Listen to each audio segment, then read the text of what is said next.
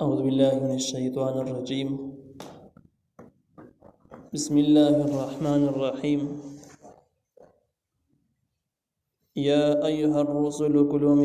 كلوا من الطيبات واعملوا صالحا إني بما تعملون عليم. سورة المؤمنون 51 نمبر آیات. په دې 51 نمبر آیات کې پیغمبرانو ته چې د کومې مسلې حکم مداغي ذکر دی او هغه حکم په دوه خبرو کې بند دی چې کله تاسو خورئ نو حلال او پاک شی به خورئ او کوم عمل چې کوي د شریعت موافق پې کوي. نو دغه خطاب کې دغه احکامو کې اصل کې امت طرف ته اشاره ده چې کله پیغمبران د دې مکلف دي نو امت خو به ډېر خیر ساتي، ځکه پیغمبران لوی خلک دي، ګناہونو نه معصوم دي، لوی مرتبه لري، نو چې هغوی د شریعت پابند ژوند تیری د احکام پابند نو امتیان خو به خامخا تیری هغه به ډېر خیر ساتي. نو ترغیب شو اعمالو ته چې تاسو د اعمالو ډېر خیر ساتئ. الله تعالی وایي یا ایها الرسل ای پیغمبرانو، یعنی هر دور کې خپل خپل پیغمبر ته خطاب شوی دی چې تاسو رسې وکړئ. کلوا من الطیبات، خورئ د پاک و حلالو نه. طیبات هغه څیزونه ته ویل کېږي چې شریعت کې پاک حلال همي او د انسان فطرت هم بد نه ګڼي، عقلمن انسان فطرت بد نه ګڼي، هغه د طیب وي. نو هر هغه شی چې شریعت د حلال ویلې دی د انسان فطرت بد نه ګڼي نو هغه شیزونه تاسو خورئ.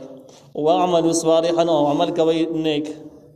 صالح عمل هغه چې کوم د شریعت سره برابري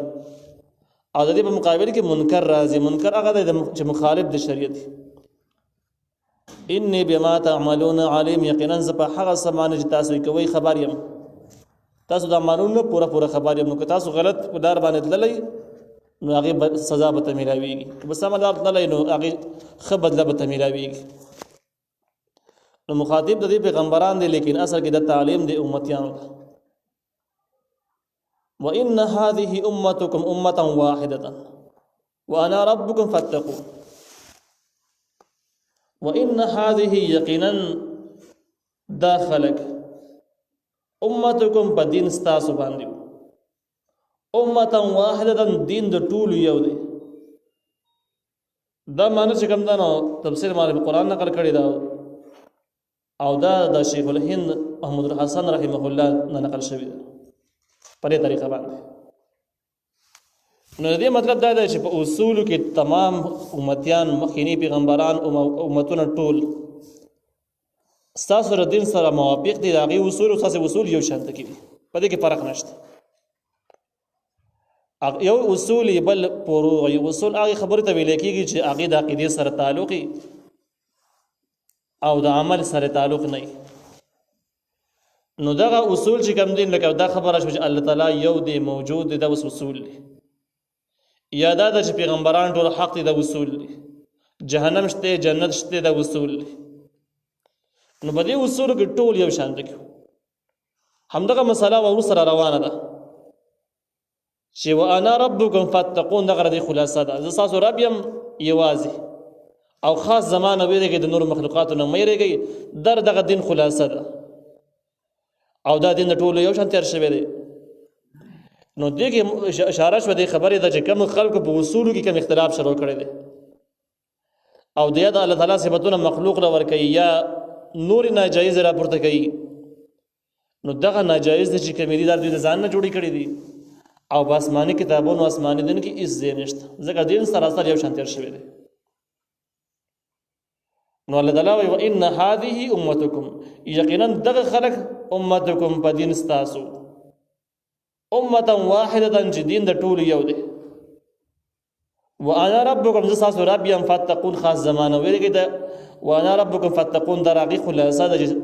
دین هغه اصول په دې طریقه باندې ذکر شوي دي. الله وایي فتقطعوا امرهم، نو دوی ټوټې کو امرهم، کار خپل کار یې ټوټې کو. څه مطلب؟ دغه اصولو کې اختلاف جوړ کړو، اصول یې خراب کړو، هغې ځان نه جدا هر چا ځان لپاره جدا ولیکل او د آسماني دین سره هېڅ مناسبت نه و او هغه خپلې فرقې ځان له فرقې جوړې کړې، په فرقو باندې بیا خوشحاله. نو الله فتقطعوا امرهم، دې ټوټې کو خپل کار نه مراد، امر نه مراد دین دی، خپل دین ټوټې کو. باغې کې فرقواریت او ډلې جوړې شوې بینهم خپل منځونو کې زبرن حسی حسی ټوټه ټوټه کو دین خپل منځ کې حسی حسی کل حزب بما لديهم فرحون هر ډله په هغه سبانه چې کوم ورسره دی فرحون خوشاله ده هر ډله یو ځان له ناجایز جدا خود ساخته دین جوړ کړي دي او په هغه خود ساخته دین باندې بیخ خوشاله هم دي دا صحیح دی ټیک او بلې طریقه باندې فرقې جوړې شوې په اصولو کې اختلاف کول چې کوم دینو دا قطعی حرام او کفر دی فروعي مسائل چې کوم دي کوم تعلق چې د عمل سره عام د علماء اصطلاح دا چې کوم تعلق د عقیدې سره هغه ته علمي کلام وي او دغه غیر د علمي کلام وي د کوم تعلق چې د عمل سره نو هغه ته عام د علماء په اصطلاح کې علمي فقه ویل کېږي نو په علمي کلام کې اختلاف کول ممکن نه دي یعنی کم دن چې د مخکې در نقل شوی دی کوم عقیده په هغې کې د اختلافات کول بالکل گنجایش نه لري که څوک هم کوي نو دا ګمراهي بېلارې وي او دغه شان د کې په فروعي مسایلو کې چې کم مسایل په دې طریقه باندې دي چې هغې باره کې قرآن او حدیث صراحتا حکم نشته دی یا په هغې کې حدیث موجود دی لیکن متعارض دی د دواړو منځ کې تضاد معلومیږي اوس موږ داسې نه پوهېږو چې یاره د کم به ناسخي کم به منسوخي کم مخکې دی کم وروسته دی نو په دغه صورتونو کې د مجتهدینو اجتهاد ته ضرورت دی او اجتهادي مسایلو کې چې کوم اجتهادي اختلاف دی نو دغه په شریعت کې منع نه دی مذموم نه دی اجتهادي اختلاف ته د فرقواریت رنګ ورکول دا باطل او دا ناجایز ده ځکه فرقواریت دي ته و چې سړی د بل سړی مسلمان نه ګڼي سپکې ګڼي بدې ګڼي موږ د اهل سنت والجماعت دغه عقیده ټول مجتهدین قابل احترام ګڼو دغه مجتهدینو مطالبات چې څوک عمل کوي موږ خپل ورور ګڼو مسلمانې ګڼو هیڅ اختلاف سره زمون نشته او که فروعي مسایل کې اگر کوم امام ابو حنیفه په اجتهاد باندې زیات اعتماد کوي لیکن باقی مجتهدین من خطا نه ګڼو بس اولا د خلاف اولا مسله شو دې ته فرقواریت رنګ ورکول باطل ځکه د دې مسلکو خپل منځ کې جنگونه منګونه نشته دي فرقواریت دې ته ویل کېږي چې ځان ته مسلمان وي بس د بل مسلمان نه ګڼي فرقواریت او دا شان کې تعصب دغه شی ته ویل کېږي نو په اجتهادي مسایلو کې اختلاف کم اختلاف چې موجود دی دغه فرقواریت نه دی او دغه حرام نه دی کم چې حرام دی په اصول کې حرام دی په منصوص احکام چې کم کې د شان کې تضادات متعارض نه او منصوص صریح حکم د حدیث او د قران موجود دی هغه کې اختلاف کول حرام ناجایز دی او په دې طریقه باندې اختلاف کول حرام دی چې دا بل طبيعي مسلمان نه ښکاري او حالانکه مسله منصوص نه ده اصولي نه ده فروعي ده او اجتهاديه ده نه په هغه کې اختلاف کول منع دي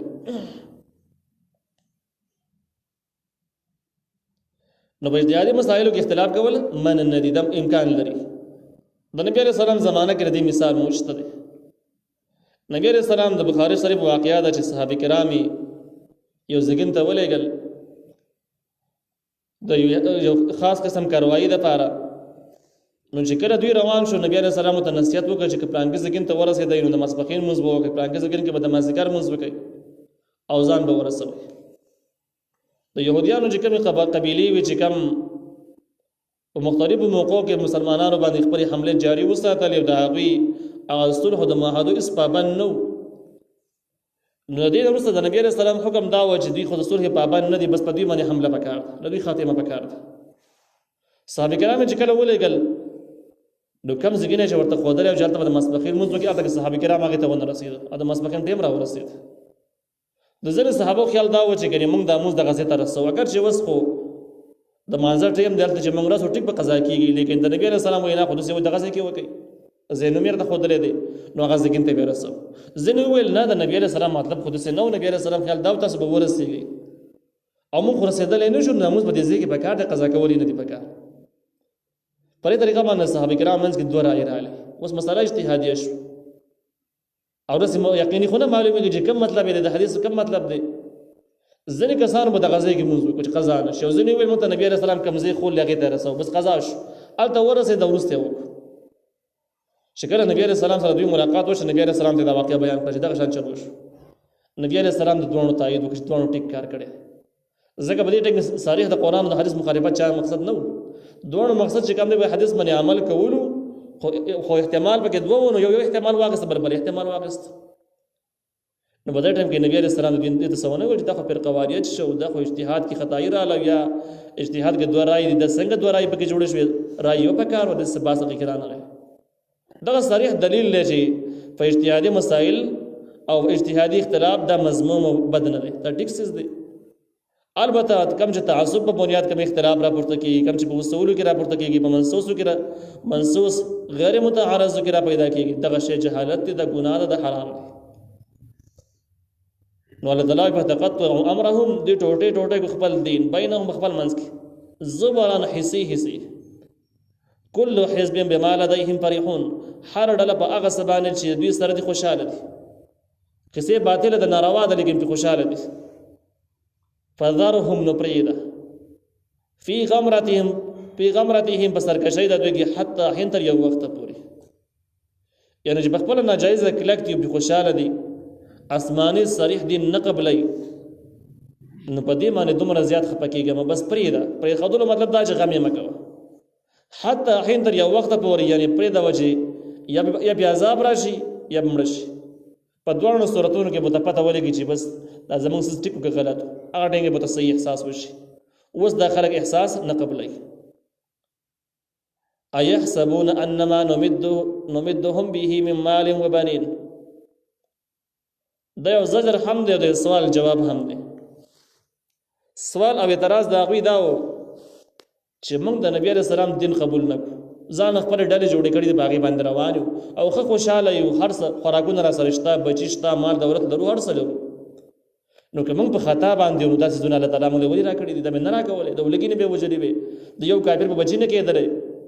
یو کافر به خېټه روټۍ نشه پیدا کولې موږ په هر څه ډیر دي نو ول دي کله د موږ دونه پراخي دلیل دی خبرې دی چې موږ په حق باندې او موږ د اسلام کوم مخالفت کوو د مخالفت جایز پکار دی او دغه د اسلام دغه داوا چې کفر باطل دغه داوا ول صحیح نشو دې ځکه جواب شو چې آیا سبون اې دوی ګمان کې انما نمدهم به چې یقینا موږ امداد کوو دوی سره مم مال و بنین د مالونو د زامنو مالونو پراخه ورکو خمالدار دي او دا شان زامن خړر بچیم لري نو دا کوم امداد چې وسمن کوونو نو سارع لهم فی الخيرات من بجلتي ورکو دوی د پاره د پایدې سيزونه پیدا وته ورسو نه د سینه بل لا يشعرون بلکې دوی پویږي نه یعنی خبره د سینه چې زمون وخت نو بس هغه د وختیا د وجنه ولا مالونه ورکو اولادم ولا ورکو هر شی ولا ورکو د سینه د بدی خبره دی پویږي نه اصل کې دا استدراج دی دوی له ټیم ور کړی دی د عذاب د پاره خپل ټیم مقرر دی هغه ټیم چې راشي په خپل بدوی رانی سي د سی خونه د چا کوپر کاول ډایرک په عذاب شي او چا ګناه کول ډایرک په عذاب نازل شي مرګ په سر باندې نازل شي د سی خونه دا دوی غلط فهمي ده او خدای ده چې دوی دغه مهلت نه غلطه پیدا پورته کوي د خپل حقانیت د پاره په ثبوت کې پیش کوي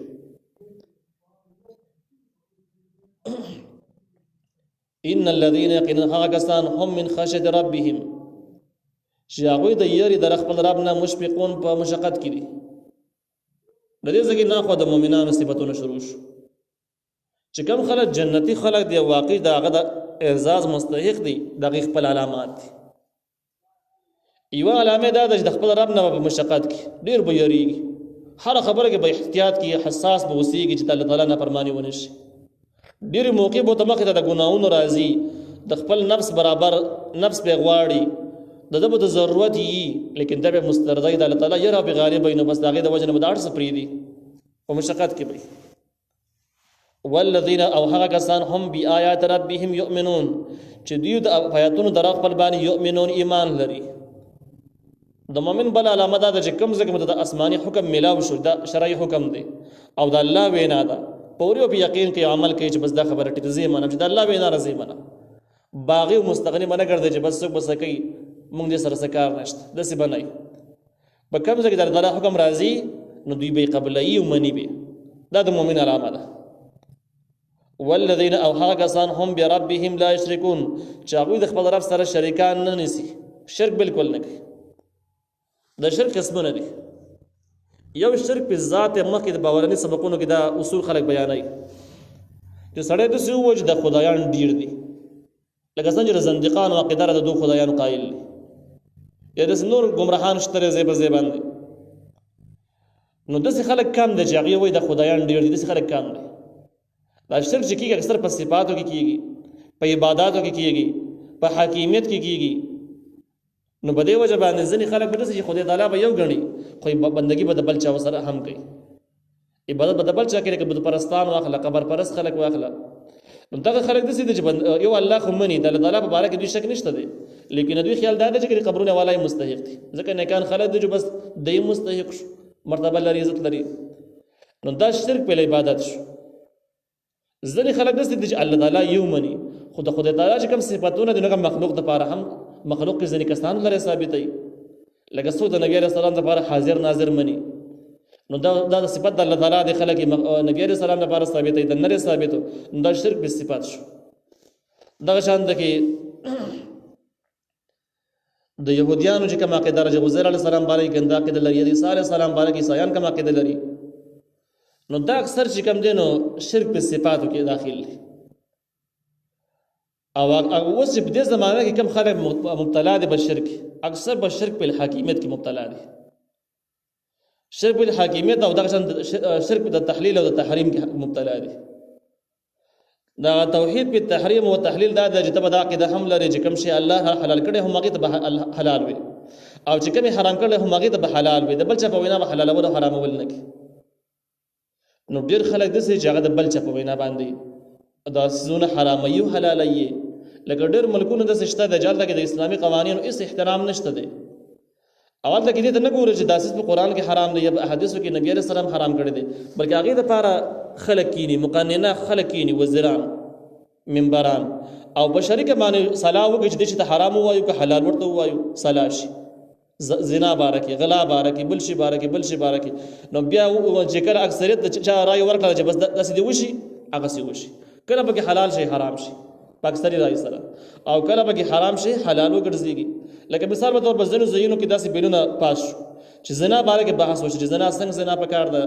پکار ده کنه ده پکار. نو قانون کې ولیکل شو چې کومه زنا پر رضا باندې وشي هغه زنا ټیک ده، او چې کومه په زور باندې وشي نو هغه ناجایز ده. اوس دا ټیک د ټکه چې کوم دی پر رضا باندې د شریعت سره سمون خوري نه خوري. اب لکه قرآن وایي چې ولا تقرب الزنا، زنا ته بیخي منځ کېږي، او دې پکې یو قسم پکې جایز. نو دا هغه شی ده چې حرام او حلال وګرځول شي قانون کې. نو دا چې کوم قسم شرک شو، دا شرک په تحریم شو. کله به داسې شي چې حلال څیز به حرام به وګرځول شي، چې بالکل په سوی لاس نه وروړي کني داسې بشي. او دا یو شرک قسم، دا شرک مستقل قسم دی، او په دې کې اکثري خلک مبتلا دي، اکثري مسلمانان په غټه سطح کې مبتلا دي. دویم چې کوم دی شرک په حاکمیت دی. شرک په حاکمیت د دې شی د ویل کېږي چې اصل کې مسلمان به داسې عقیده لري چې دا تمام احکام یعنی د حرامولو او د حلالولو مالک صرف الله تعالی دی، فرض واجب او دغه څنګه حرام مالک صرف الله تعالی دی، بل څوک نه دی. لیکن ته د ذکر وکړي چې دغه اختیارات راوالي بل چاله ورکړي، چې بل څوک هم کولای چې بل چاته په اختیار ورکړي چې تم پکې وکړي خیر ده، او ته یو سړی دې مستحق ګڼې چې دا حلالول او حرامول کولای شي.